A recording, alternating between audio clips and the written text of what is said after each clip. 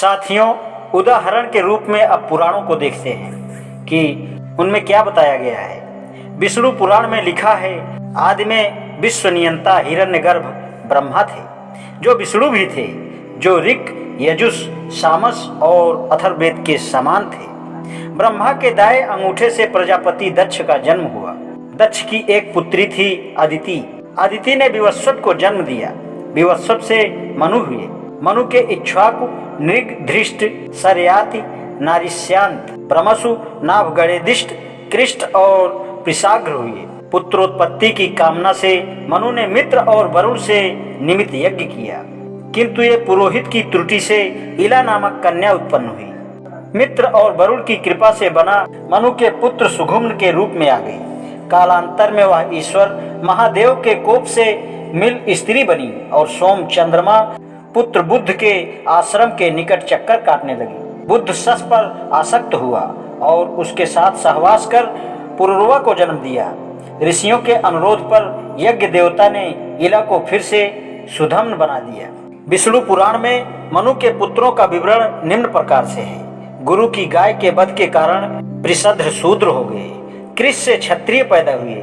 निर्दिष्ट के पुत्र नाभाग वैश्य हुए। यह सूर्यवंश की कहानी है।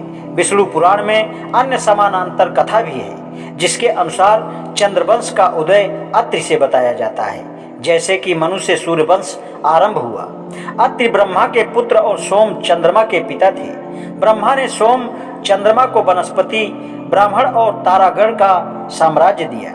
राजसूय यज्ञ के उपरांत सोम ने गर्वान्वित होकर देव पुरोहित बृहस्पति की पत्नी तारा का हरण कर दिया। ब्रह्मा, ऋषिगण और देवताओं के समझाने पर भी उसे लौटाने को सहमत न हुए। उषाढ़ ने सोम का पक्ष लिया और अंगिरा के शिष्य रुद्र ने बृहस्पति का। देवों ने एक पक्ष और दैत्यों ने दूसरे पक्ष की सहायता की और दोनों पक्षों में भीषण युद्ध हुआ। ब्रह्मा ने मध्यस्थता की और तारा को बृहस्पति के पास लौटाने के लिए सोम को बाध्य किया। तारा लौटाई गई, लेकिन तब तक गर्भ धारण कर चुकी थी। उसने बुद्ध को जन्म दिया। पूछताछ करने पर उसने सोम को बुद्ध का पिता स्वीकार किया। मनुपुत्री इला को इसी बुद्ध से पुरुरवा नामक पुत्र की प्राप्ति हुई। पुरुरवा के 6 पुत्र हुए, जिनमें आयुष ज्येष्ठ थे। आयुष के 5 पुत्र नहुस, छात्र बुद्ध, रभा, राजी और अनेनस हुए। छात्र बुद्ध के 1 पुत्र सुनाहार हुए। सुनाहोत्र के कासलेश और गृत्सगत 3 पुत्र हुए। गत समत का सौनक पुत्र हुआ, जिसने 4 वर्ण की वर्ण व्यवस्था का आरंभ किया। कासलेश के काशीराज पुत्र हुए और उनके पुत्र दीर्घंतमा तथा दीर्घतमा के पुत्र धन्वंतरी हुए। विश्व की उत्पत्ति की इन कथाओं की तुलना इस किताब के 2वें अध्याय में चर्चित विवरण से निम्नांकित 2 विचार स्पष्ट होते हैं। एक वृतांत सांसारिक है और दूसरा नैसर्गिक। एक कहता है कि मनु मनुष्य थे और उनसे सभी प्राणी पैदा हुए, और दूसरा ब्रह्मा या प्रजापति द्वारा सृष्टि की रचना मानता है। एक ऐतिहासिक सत्य है और दूसरा दैविक। एक में प्रलय का वर्णन है, दूसरा इस विषय में मौन है। एक लक्ष्य चातुर्वर्ण का वर्णन है तो दूसरे का लक्ष्य समाज के आदि उद्गम की व्याख्या है। ये मौलिक भिन्नताएं हैं, विशेष रूप से चातुर्वर्ण के संबंध में। सांसारिक विचार चातुर्वर्ण को देवी मानता है, जबकि नैसर्गिक विचार इसके प्रतिकूल है।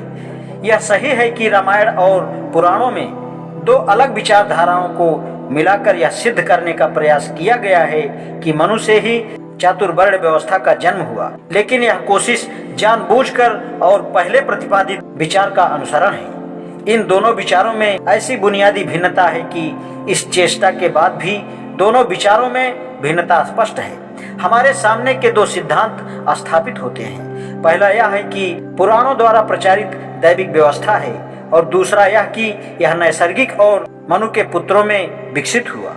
इनका परिणाम इतना विचित्र है कि दोनों सिद्धांतों में मौलिक मतभेद है। खेद है कि शोधकर्ताओं का ब्राह्मण साहित्य में वर्णित इन 2 परस्पर विरोधी सिद्धांतों पर ध्यान नहीं गया। फिर भी इनके अस्तित्व और यथार्थ की अवहेलना नहीं की जा सकती। इन 2 विरोधी मतों की भिन्नता का अर्थ है 2 अलग आर्य जन श्रेणियां, एक चातुर्वर्ण को मानती थी और दूसरी इस व्यवस्था से सहमत नहीं थी। बाद में दोनों मिलकर एक हो गई। आज इतना ही। शेष कर धन्यवाद।